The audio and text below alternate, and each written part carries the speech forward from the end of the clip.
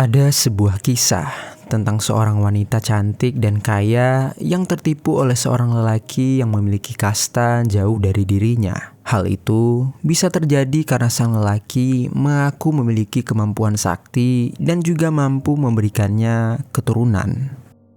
Entah bagaimana cara lelaki itu memanipulasinya, tetapi yang jelas demi bisa dapat hidup bersama lelaki itu, sang wanita ini rela kehilangan teman-teman bahkan juga keluarganya sekalipun.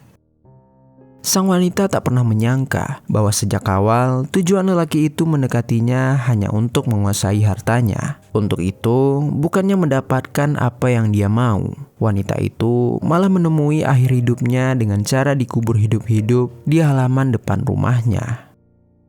Bagaimana semuanya bisa terungkap? Jadi, begini kisahnya. Seorang wanita bernama Sakirih Namazi atau yang lebih akrab dikenal dengan nama Sakirih. Sakirih ini sudah berusia 43 tahun dan dia lahir di India, tepatnya di kota Madras atau sekarang lebih dikenal dengan nama kota Chennai setelah 12 hari India merdeka pada tanggal 27 Agustus 1947. Sakirih berasal dari keluarga Muslim India Persia yang sangat terpandang di India. Ia merupakan putri dari pasangan Ghulam Hussain Namazi dan juga Gauhar-Taj Begum Namazi Mirza. Ayahnya yaitu Ghulam Hussain merupakan arsitek ternama yang bertanggung jawab atas pembukaan Capitol Theatre, sebuah gedung bioskop pertama di Singapura. Selain itu, ayahnya juga tergabung dalam Dewan Direksi di Namazi Group, sebuah perusahaan real estate milik keluarga mereka. Sementara itu, ibunya yakni Gauhar Taj Begum merupakan putri bungsu dari Sir Mirza Ismail, seorang negarawan sekaligus perwira polisi India yang menjabat sebagai Diwan Mysore, Jaipur, dan Hyderabad. Adapun kakek dari pihak ayahnya yaitu Muhammad Namazi, seorang pedagang yang berkecimpung di Timur Tengah, Asia Tenggara, dan India Selatan. Lahir dari keluarga bangsawan India, Sakirih tentu saja tumbuh dalam kemewahan dan kemakmuran. Sebagian besar pendidikannya ditempuh di Singapura karena kala itu ayahnya juga bekerja di sana.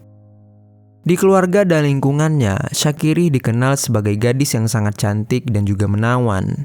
Tak hanya itu, Sakirih juga memiliki kecerdasan dalam berbisnis maupun mengerjakan pekerjaan rumah. Hal itu berkat bimbingan yang seimbang dari kedua orang tuanya. Diketahui juga ia memiliki seorang kakak yang bernama Mirza Karim Namazi. Kakaknya ini juga tak kalah hebat perjalanan karirnya ketika menjadi seorang jurnalis televisi. Singkat cerita, di tahun 1965 atau ketika Sakirih berusia 18 tahun, gadis itu menikahi sepupunya yang bernama Akbar Mirza Khaleli atau yang lebih akrab disapa Akbar. Sakirih dan Akbar memang sudah dijodohkan sejak Sakirih berusia 14 tahun. Akbar merupakan putra sulung dari adik perempuan ibu Sakirih yang bernama Shah Taj Begum Khaleli Mirza. Akbar merupakan lelaki yang sempurna.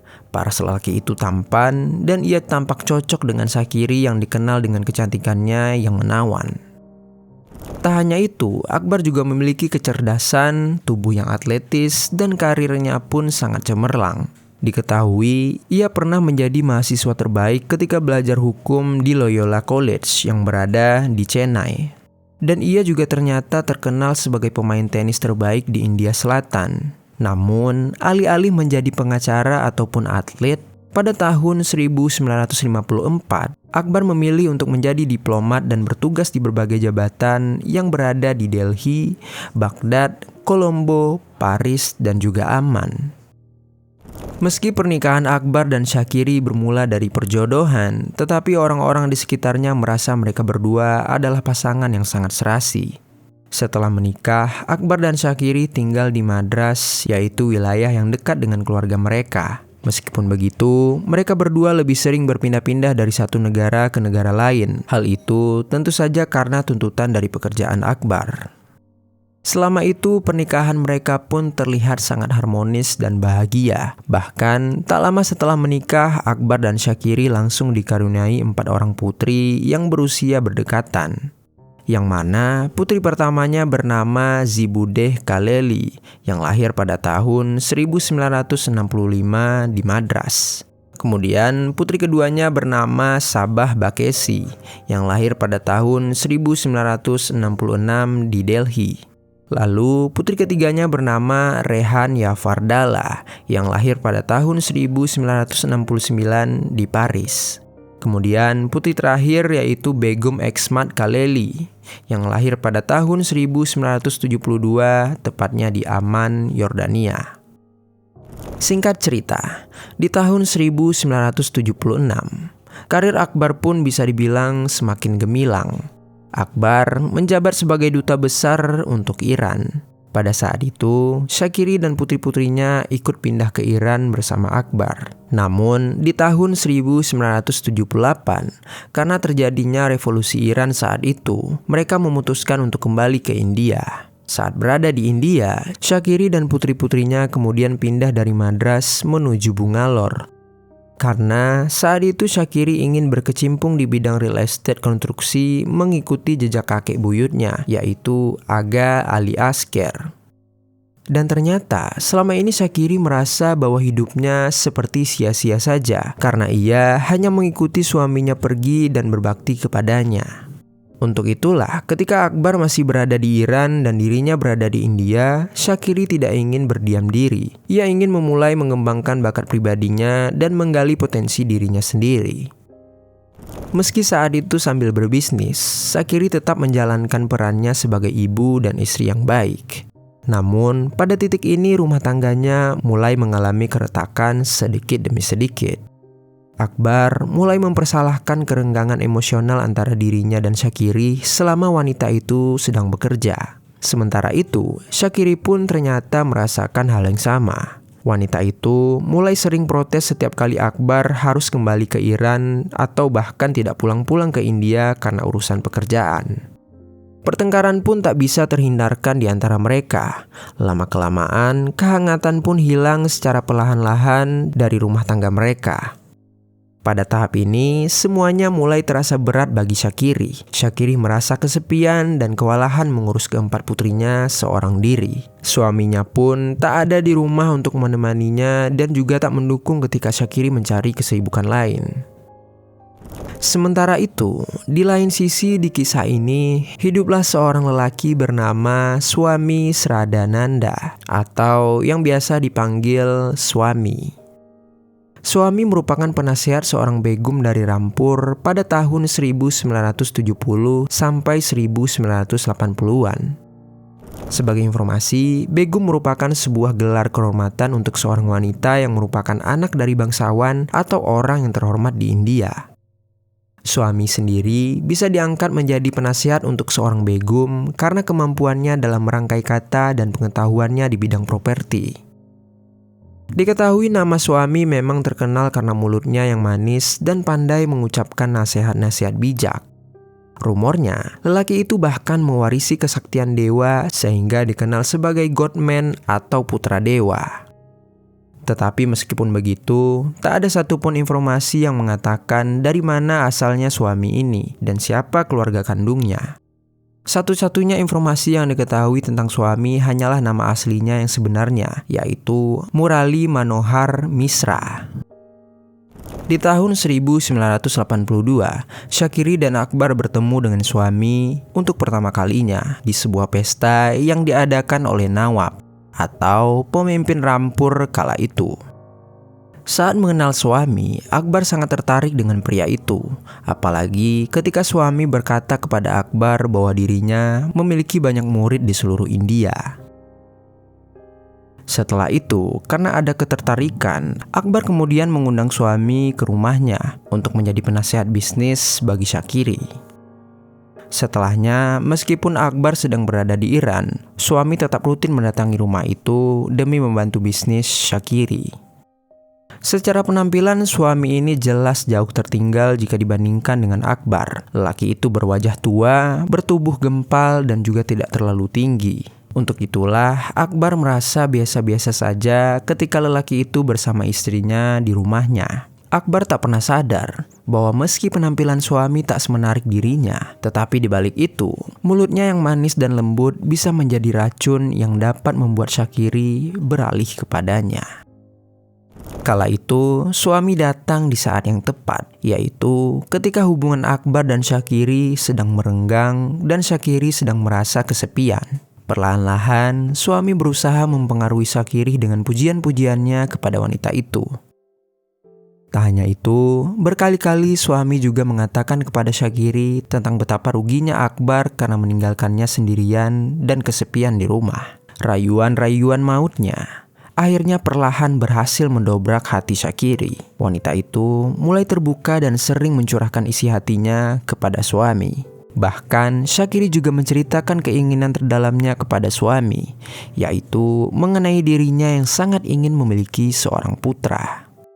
Dan ternyata di tahun itu memiliki seorang putra memang merupakan impian semua wanita di India saat itu. Sistem pewarisan keturunan mereka yang bersifat patrilineal membuat seorang wanita benar-benar merasakan menjadi seorang ibu ketika mereka berhasil melahirkan seorang putra untuk meneruskan garis keturunan keluarganya. Mengetahui hal itu, suami pun melihat celah untuk masuk ke kehidupan Syakiri. Dengan menggunakan keinginan terdalam Syakiri, kepada wanita itu suami berkata bahwa dirinya memiliki kekuatan dewa yang bisa membuatnya memiliki keturunan seorang anak laki-laki dengan cara Syakiri harus menikahi dirinya. Mendengar itu ternyata Syakiri pun terbuai, dirinya termakan rayuan-rayuan oleh suami. Kala itu, seketika di mata Syakiri, suami ini langsung menjadi lebih dari segala-galanya ketimbang Akbar. Singkat cerita, ketika Akbar kembali dari Iran pada tahun 1985, ia dan Syakiri lagi-lagi terlibat sebuah pertengkaran. Dan pertengkaran tersebut lebih parah dari biasanya, karena Syakiri saat itu sampai meminta cerai kepada suaminya itu. Akbar yang mendengar permintaan cerai yang tiba-tiba itu tentu saja langsung menolak. Kala itu, Akbar mencoba membujuk Syakiri dengan alasan kasihan dengan putri-putri mereka. Namun, Syakiri tidak mau mendengarkan pria itu. Syakiri justru malah berlari menuju masjid dan mengumumkan perceraiannya itu dengan menggunakan speaker. Dan akhirnya, Akbar pun tak bisa berbuat apa-apa lagi. Pernikahannya yang telah berjalan selama 20 tahun harus kandas begitu saja di hari itu. Kala itu, seluruh keluarga merasa kecewa dengan keputusan Syakiri. Keempat putrinya bahkan langsung memilih ikut bersama ayah mereka untuk menuju ke Italia. Karena memang di tahun itu Akbar menjadi duta besar Iran untuk negara itu. Setelah bercerai dengan Akbar, Syakiri kemudian meminta izin kepada orang tuanya untuk menikah dengan suami Saradananda, yaitu penasihatnya sendiri.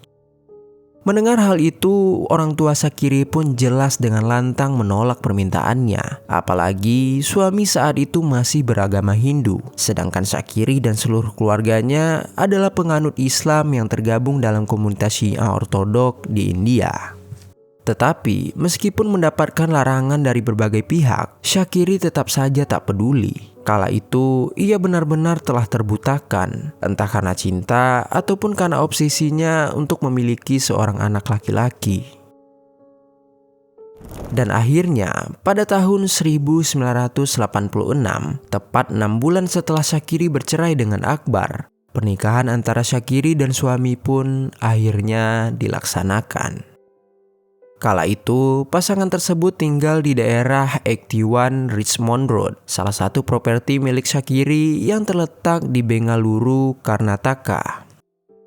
Setelah menikah dengan suami, ternyata Syakiri mendapatkan tekanan sosial yang sangat luar biasa dari lingkungannya. Syakiri dijauhkan oleh keluarga, putri-putrinya, dan bahkan juga teman-temannya. Tak hanya itu, komunitas Syiah Ortodok juga tak mau lagi berhubungan dengannya karena perbuatannya yang telah kelewatan batas dengan menikahi lelaki yang beda agama.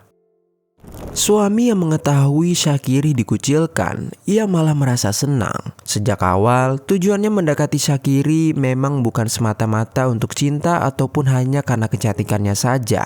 Suami memiliki rencana yang lebih besar, yaitu untuk menguasai seluruh harta Syakiri. Dan apabila Syakiri tidak lagi dekat dengan keluarganya, rencananya pun tentu saja akan semakin mudah untuk dilakukan.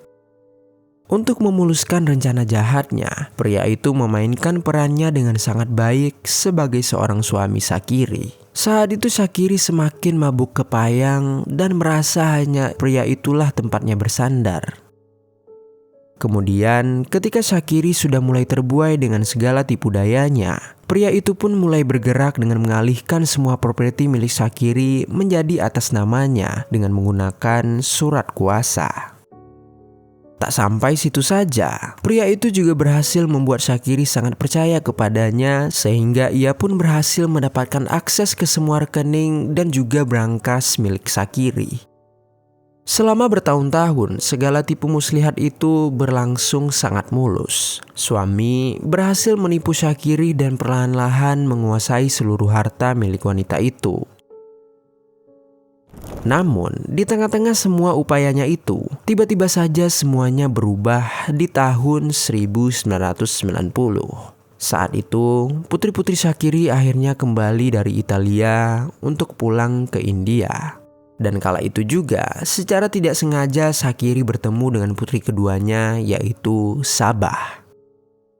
Sejak pertemuan itu, entah bagaimana hubungan antara Syakiri dan Sabah mulai membaik seiring berjalannya waktu. Sabah juga secara perlahan memperbaiki hubungan ibunya dengan saudara-saudaranya yang lain. Dengan begitu, tak terasa Sabah dan Syakiri saling menghubungi setiap hari dan juga bertemu sesekali. Dan bahkan Syakiri juga menghadiri pesta pernikahan putrinya yang bernama Esmat. Bertemu dan berbicara lagi dengan putri-putrinya ternyata membuat Syakiri tersadar atas dosa dan kesalahan yang telah dilakukannya. Syakiri merasa sangat menyesal ketika melihat putri-putrinya telah tumbuh dewasa tanpa dirinya. Maka dari itu, untuk menebus segala kesalahannya, Syakiri pun berjanji kepada putri-putrinya bahwa dirinya tak lagi akan meninggalkan mereka dan akan membiayai seluruh biaya kuliah mereka ketika mereka kuliah di London. Suami yang mengetahui hubungan Syakiri dengan putri-putrinya yang telah membaik, ia pun langsung merasa terancam. Lelaki itu mulai merasa ketakutan bahwa rencananya akan gagal dan juga takut akan kehilangan akses semua harta milik Syakiri. Dengan begitu, ia pun mencoba memanipulasi Syakiri dengan cara menjelek-jelekan putri-putrinya agar Syakiri membenci mereka lagi. Namun sayang, ternyata kali ini rencananya gagal. Syakiri tidak mau lagi mendengarkan pria itu dan malah mengungkit-ungkit soal janji suami yang akan memberikannya seorang putra. Sejak saat itu, hubungan keduanya mulai memanas dan selalu dihiasi dengan pertengkaran setiap harinya. Puncak pertengkaran mereka kemudian terjadi di awal tahun 1991, di mana kala itu entah apa penyebabnya Syakiri tiba-tiba saja menampar suaminya itu dan mengancam akan mengusirnya dari rumahnya. Tak sampai di situ saja, Syakiri juga menuliskan sebuah surat yang ditujukan kepada State Bank of India yang terletak di Queen's Road. Isi surat tersebut adalah sebuah permintaan untuk menghapuskan nama suami Seradananda dari loker bersama mereka. Suami yang mengetahui hal itu merasa dirinya tidak punya pilihan lagi. Untuk dapat mempertahankan segala kemewahan itu, dirinya perlu melenyapkan Syakiri. Sejak pertengkaran terakhirnya dengan Syakiri, suami ternyata telah menyusun rencana-rencana jahatnya untuk menyingkirkan Syakiri. Saat itu, berbagai rencana nampaknya terlalu sulit dilakukan di rumah Syakiri, yang mana rumahnya itu selalu terlihat ramai. Dan akhirnya, lelaki itu pun memutuskan dengan cara yang sangat di luar nalar, yaitu ia berencana melenyapkan Syakiri dengan cara menguburnya hidup-hidup. Di suatu hari yang tenang, ketika hubungannya dengan Syakiri mulai agak membaik, suami kala itu meminta izin kepada Syakiri untuk membangun tangki air bawah tanah di halaman depan rumah mereka. Tetapi Syakiri yang baru pertama kali mendengar hal itu, tentu saja ia tidak langsung setuju. Namun, dengan kemampuan manipulasi dan mulutnya yang manis, lagi-lagi suami berhasil meyakinkan Syakiri agar setuju untuk melakukan hal itu. Dan akhirnya, setelah bersepakat dengan Syakiri, pria itu langsung memanggil beberapa pekerja untuk datang ke rumah mereka. Selama beberapa hari, para pekerja itu mulai menggali lubang sedalam 8 kaki atau sekitar 2,4 meter di halaman rumah Syakiri. Selama lubang disiapkan, suami pergi mengunjungi sebuah toko kayu di daerah Bungalor, dan di sana ia memesan kotak kayu beroda berukuran 2 kali 1 meter. Saat itu, ketika Syakiri menanyakan untuk apa kotak itu kepada suami, ia pun menjawab kotak itu digunakannya untuk mengemas dan mengekspor furnitur antik. Singkat cerita, beberapa hari kemudian semua hal yang dibutuhkannya untuk mengeksekusi Syakiri akhirnya telah lengkap. Kala itu, lubang sudah disiapkan dan kotak kayu yang dipesannya pun sudah sampai ke rumahnya. Lalu, saat pagi hari, tepatnya pada tanggal 28 April 1991, suami akhirnya memulai aksinya. Mula-mulanya pada pukul 10 pagi, suami meminta asisten rumah tangganya untuk membuatkan secangkir teh untuk Syakiri dengan alasan karena Syakiri sedang tidak enak badan. Tetapi, teh tersebut tidak langsung diberikan kepada Syakiri. Namun, teh itu akan dibawa oleh suami sendiri ke dalam kamar. Sebelum ia membawanya ke dalam kamar, ternyata suami telah mencampurkan teh itu dengan obat tidur dan kemudian langsung memberikannya kepada Syakiri yang baru saja bangun dari tidurnya. Syakiri yang meminum itu merasa tidak ada yang aneh sama sekali, dan tak butuh waktu lama, obat tersebut pun mulai bekerja. Dan akhirnya Syakiri kembali tertidur di kasurnya. Kemudian, suami yang mengetahui obat yang diberikannya telah bekerja. Ia pun memberitahu semua pekerja dan pelayan di rumah itu mereka boleh mengambil cuti di hari itu karena kondisi Syakiri sedang sakit dan tidak bisa diganggu. Dengan begitu seketika rumah pun sepi karena para pekerja langsung pulang ke rumah masing-masing di saat itu. Lalu setelah situasi kondusif, suami pun mulai menjalankan aksi kejinya. Ia mengambil sebuah kotak kayu beroda yang telah disiapkannya, kemudian mengisinya dengan kasur. Lalu ia memindahkan Syakiri dari ranjangnya ke dalam kotak itu.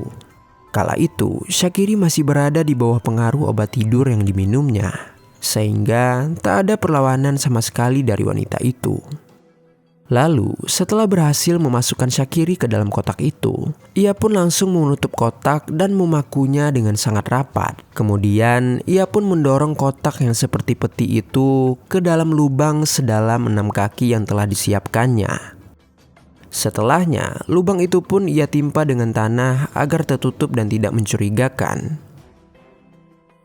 Lalu, keesokan harinya ketika para pekerja datang, suami menyuruh mereka menutupkan tanah tersebut dengan ubin dan meletakkan tanaman tulsi di atasnya. Para pekerja sempat bertanya kenapa pembangunan pipanya dibatalkan. Suami hanya berkata bahwa itu adalah perintah dari Syakiri. Setelah mengubur Syakiri hidup-hidup di halaman rumahnya sendiri, pria itu menjalani kemewahan hidup tanpa perasaan bersalah sama sekali. Hari-hari berikutnya beberapa tetangga mulai bertanya kepada suami kemana Syakiri pergi karena mereka tidak pernah melihat lagi Syakiri saat itu. Namun dengan santainya suami berbohong kepada tetangganya dengan mengatakan Syakiri sedang berlibur ke luar negeri. Selain itu, beberapa hari kemudian suami dengan beraninya mengundang semua orang untuk berpesta di rumahnya. Mereka bernyanyi dan berdangsa tepat di atas tanah tempatnya mengubur Syakiri secara hidup-hidup. Namun tetap saja tidak ada yang curiga ketika mereka berpesta saat itu. Dan akhirnya tak butuh waktu lama, hilangnya Syakiri pun langsung disadari oleh keluarganya, terutama putri keduanya yaitu Sabah. Sebelum Syakiri menghilang, wanita itu memang rutin menghubungi putrinya setiap hari. Sehingga begitu ibunya tak menghubunginya lagi, Sabah pun mulai cemas saat itu. Suatu hari Sabah akhirnya menghubungi nomor telepon rumah ibunya untuk mengecek keadaan Syakiri. Namun bukan Syakiri yang mengangkatnya saat itu, melainkan suami. Tak mau berbasa-basi, saat itu Sabah pun langsung bertanya kepada ayah tirinya itu kemana ibunya pergi. Mendengar itu, suami langsung berkelit. Lelaki itu berbohong kepada Sabah dengan mengatakan bahwa ibunya sedang sakit dan tak ingin berbicara dengan siapapun terlebih dahulu. Mendengar jawaban aneh dari ayah tirinya itu, intuisi Sabah pun mulai bekerja. Meski tidak memiliki bukti, kecurigaan langsung muncul di hati Sabah tanpa permisi. Lalu kemudian Sabah langsung melaporkan kehilangan ibunya ke kantor polisi Ashok Nagar yang terletak di Bungalor. Ia saat itu memohon kepada pihak kepolisian untuk menahan ayah tirinya, yaitu suami. Namun sangat disayangkan, kala itu polisi tidak bisa mengabulkan permohonan Sabah karena kurangnya barang bukti. Dan juga ternyata suami telah mengajukan permohonan jaminan antisipatif. Permohonan jaminan antisipatif ini merupakan sebuah regulasi yang membuat suami tidak dapat tertangkap kecuali polisi memiliki bukti kuat. Saat itu, suami yang merasa menang melawan Sabah dan pihak kepolisian, ia pun melanjutkan skenarionya. Kepada semua orang, pria itu berkata bahwa Syakiri sedang berada di London untuk kunjungan bisnis dan juga melanjutkan pendidikannya.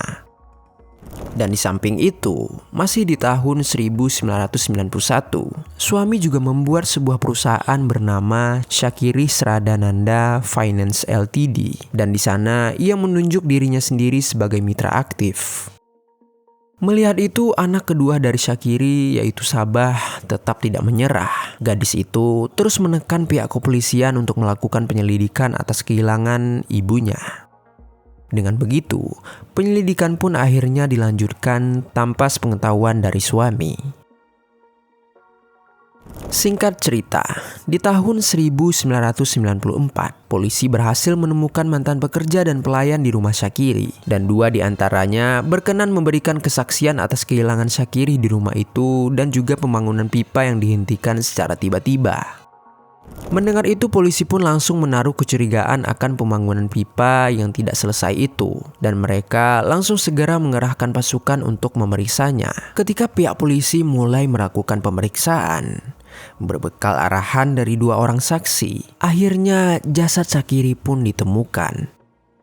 Jasad Syakiri terkubur di lubang itu dan telah menjadi tulang belulang. Dan lebih mirisnya, jasad Syakiri ditemukan dalam keadaan tangannya yang mencengkram erat kasur yang ada di bawahnya, di mana itu menjadi pertanda bahwa dirinya masih hidup di kala itu. Dan ia berusaha bertahan di dalam liang kubur itu. Bahkan, tim forensik juga menemukan adanya sisa-sisa kayu di kuku Syakiri yang memperlihatkan kepada semua orang betapa besar kesakitan yang dirasakan Syakiri sebelum ajalnya menjemputnya saat itu.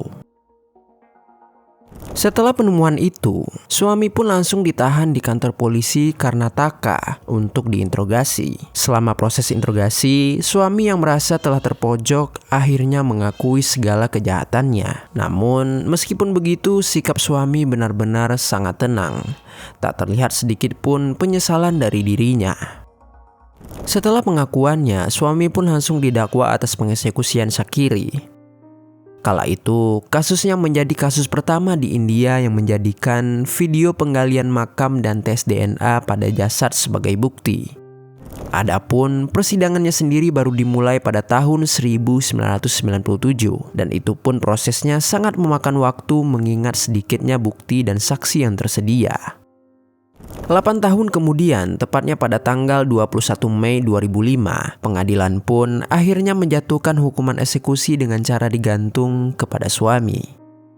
Saat mendengar hukuman terakhirnya itu, suami yang telah berusia 60 tahun tidak menunjukkan emosi apapun dan ia hanya berkata bahwa itu adalah awal dari pertempuran. Pengadilan tinggi pun akhirnya menetapkan hukuman tersebut pada tanggal 12 September 2005 dengan mengatakan bahwa kasus tersebut adalah kasus yang paling langka karena terdakwa dengan tega mengeksekusi istrinya sendiri dalam skema jahat yang telah direncanakannya dengan baik. Meski telah dikukuhkan, pada akhirnya hukuman eksekusi itu tidak pernah terjadi kepada suami. Karena pada tahun 2008, suami dan pengacaranya mengajukan banding hingga hukumannya diringankan menjadi penjara seumur hidup tanpa kemungkinan pembebasan bersyarat. Lalu kemudian di tahun 2022, suami kembali mencoba peruntungannya dengan mengajukan banding ke Mahkamah Agung agar memberikan pembebasan untuknya. Kala itu, pengacaranya mencoba membelanya dengan mengatakan bahwa suami telah menderita berbagai penyakit setelah 29 tahun berada di penjara. Namun, kala itu bandingnya ditolak oleh pengadilan. Pada tanggal 26 April 2023, Mahkamah Agung malah menetapkan hukuman seumur hidup tanpa pembebasan bersyarat. Dengan begitu, hingga saat ini di usianya yang ke-84 tahun, suami Sradananda atau dengan nama lain Murali Manosar Misra masih menjalani hukumannya, sekaligus menanti ajalnya di penjara pusat Sagar yang terletak di Madhya Pradesh.